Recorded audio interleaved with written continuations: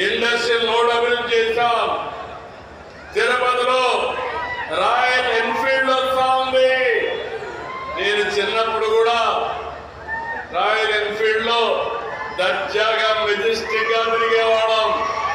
మళ్ళీ ఆమె ఇస్తున్న రాయలసీమని రాయల్ సీమగా తయారు చేసే బాధ్యత మాది. రాయలసీమ అంటే ఆ రాయల్ని రావాలి.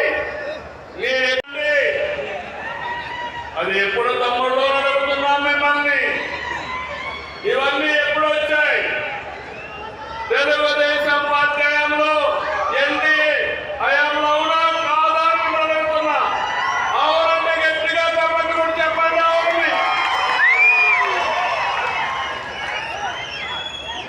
ఆధునిక దేవాలయాలుగా భావించి సాగునీటి ప్రాజెక్టు నాంది పలికింది మన ప్రభుత్వమే. ప్రాజెక్టులు కట్టి సీమను కరువు బారి నుంచి కాపాడాం. తెలుగు గంగ, గాలేరు నగిరి, హందీ నీవా, ఎస్ఆర్బిసి ఇలాంటి ప్రాజెక్టులు ప్రారంభించి అనేక ప్రాజెక్టులు నిర్మాణం చేసి రాయలసీమ ముఖ చిత్రాన్ని మార్చగలిగాం. హెచ్ఎల్సి, ఎల్ఎల్సి, కేసీ కెనాల్ ఇవన్నీ కూడా ఎప్పటికప్పుడు ముందుకు తీసుకుపోయే పరిస్థితికి వచ్చా. ఈ రోజు మళ్ళీ ఇక్కడ హామీ ఇస్తున్నాను.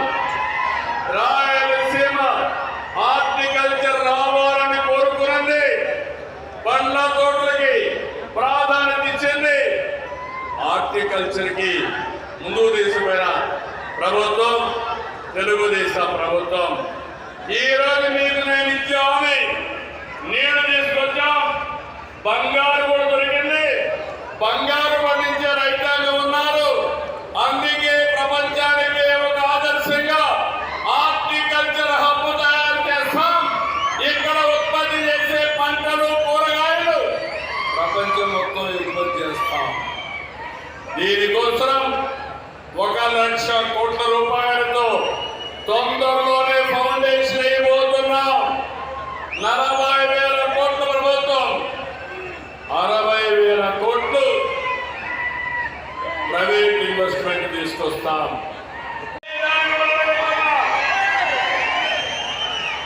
వెంకటేశ్వర స్వామి లడ్డు తయారు చేసే నెయ్యిలో కల్తీ ఏమనాలి?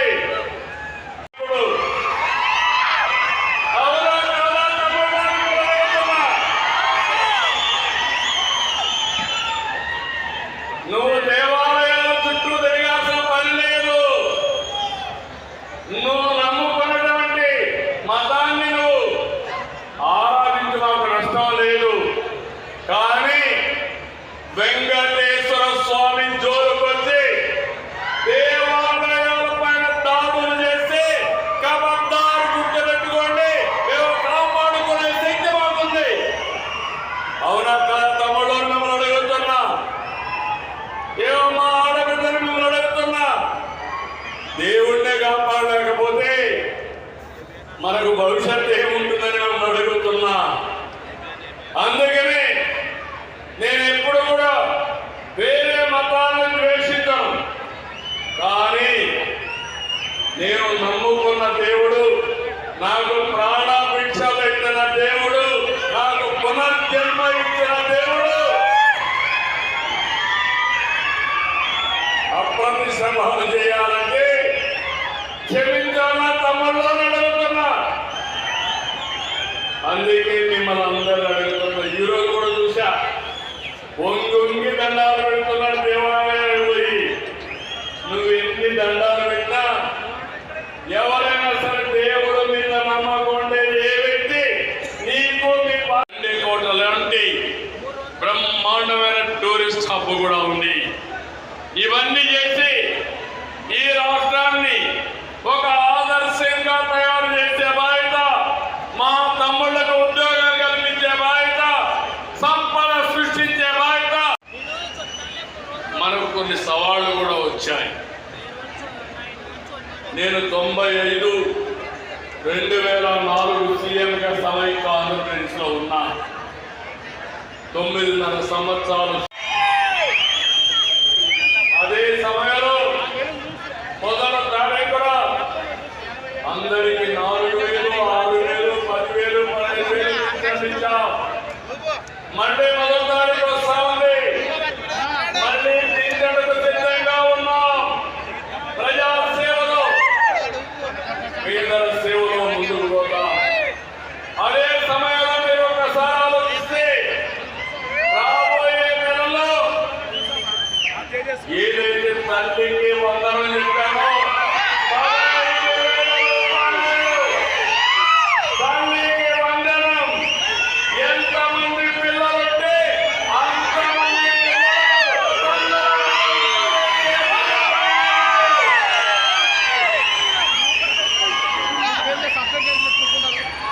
నిద్ర లేచినప్పటి నుంచి రాత్రి వరకు ఉండే ఆలోచన ప్రజలకు ఏ విధంగా మంచి చేయాలి, మిమ్మల్ని ఏ విధంగా ఆదుకోవాలి అనేది ఏ విధంగా ఇండస్ట్రీ తేవాలని నేను ఆలోచిస్తున్నా. సంపద ఎట్లా సృష్టించాలి, ఆదాయాన్ని ఎట్లా పెంచాలి, ప్రజలకు ఇబ్బందులు లేకుండా ఏ విధంగా ఆదుకోవాలో నేను ఆలోచిస్తున్నా. అయితే అదే సమయంలో గొడ్డలి పార్టీ కుట్రలు ఆలోచిస్తున్నారు. ఉదయం రాష్ట్రాన్ని కులం, మతం, ప్రాంతం, వర్గాల వారిగా విడదీసేలా రోజు విషయాన్ని గమ్ముతున్నారు. మీరు చూస్తుంటారు. నా రాజకీయ జీవితంలో చాలా మంది చూశారు, కానీ కన్నార్పకుండా అబద్ధాలు చెప్పడంలో తిట్ట గొడ్డలి పార్టీ నాయకులు. అవునా కాదా?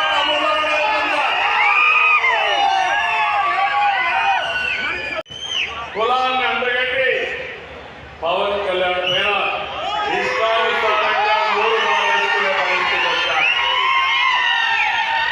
అదే నేను చెప్పాను, ఖబర్దార్ జాగ్రత్తగా ఉండండి. అనవసరంగా నోరు వారేస్తుంటే నోర్లు మూయించే శక్తి ఎన్డీఏకి ఉందని చాలా స్పష్టంగా హెచ్చరించారు. అవునా కాదా?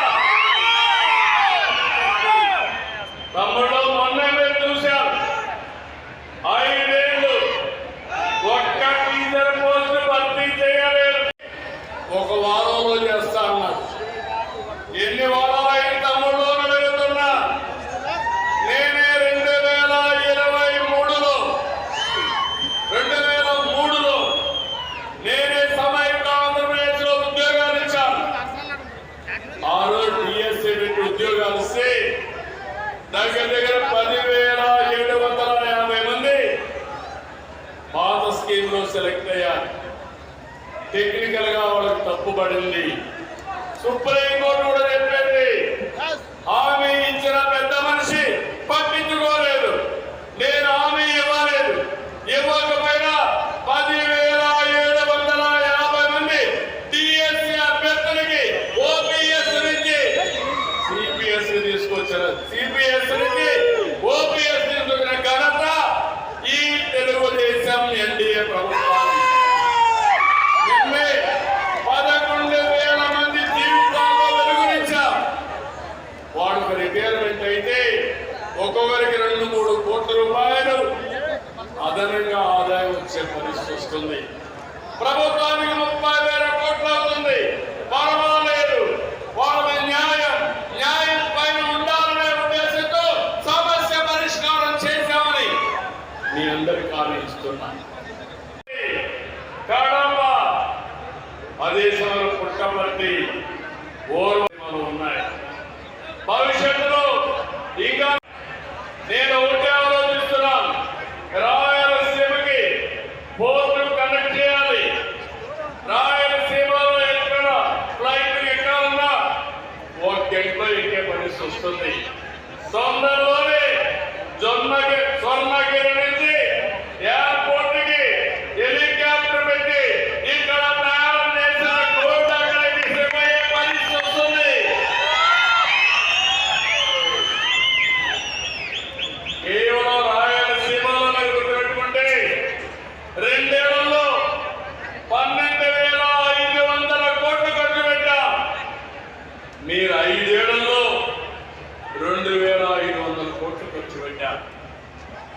మీరు మమ్మల్ని విమర్శిస్తారు.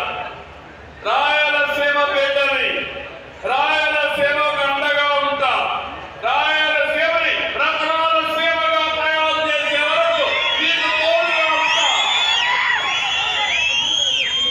ఎన్జీపీలో మీ ప్రభుత్వంలో స్టే వస్తే స్టే వికెట్ చేయించలేని వాళ్ళు రాయలసీమ లిఫ్ట్ ఇరిగేషన్ గురించి మాట్లాడతారు.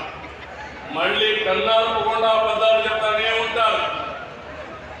నీళ్లు ఇవ్వడం అంటే సెట్టింగ్లతో గేట్లు పెట్టి తీసేయడం కాదు, చిత్తశుద్ధితో పని చేయాలి. పొలాలకు నీళ్లు ఇవ్వాలి. ఆ పొలాల్లో బంగారం పండించినప్పుడే అది దానికి చిత్తశుద్ధి అని తెలియజేస్తున్నా. వీళ్ళ ప్రభుత్వంలో తయారు చేసి 48 సంవత్సరాలుగా మీరు చూపిస్తున్న అభిమానానికి నేను మీ రుణం తీర్చుకుంటానని కూడా నేను తెలియజేస్తున్నా. ముఖ్యం, ప్రతిరోజు ముఖ్యం. టెక్నాలజీ వచ్చింది. టెక్నాలజీని సమర్థవంతంగా ఉపయోగించుకొని అందరం ముందుకు పోగలిగితే ఏదైనా సాధ్యమని చెప్పి కూడా నేను మీకు తెలియజేస్తున్నా. ఇది 2013లో ఈ ప్రాజెక్టు స్టార్ట్ అయింది. ఈ రోజు మనందరం కూడా దీన్ని ఇనాగరేట్ చేసుకుంటామంటే ఇది కూడా నేను చేశానని గొడవల పార్టీ చెప్పుకుంటే ఏమన్నా నాకైతే అర్థం కావడం లేదు.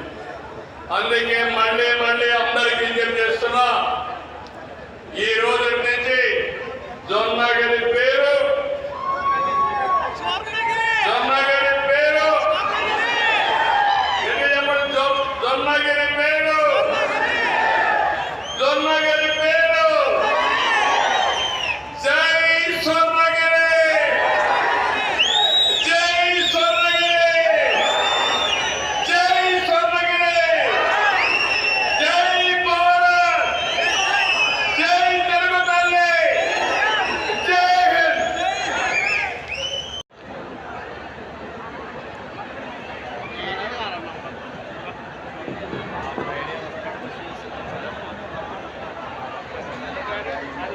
స్వర్ణగిరిలో ఉత్పత్తి అయినటువంటి బంగారంతో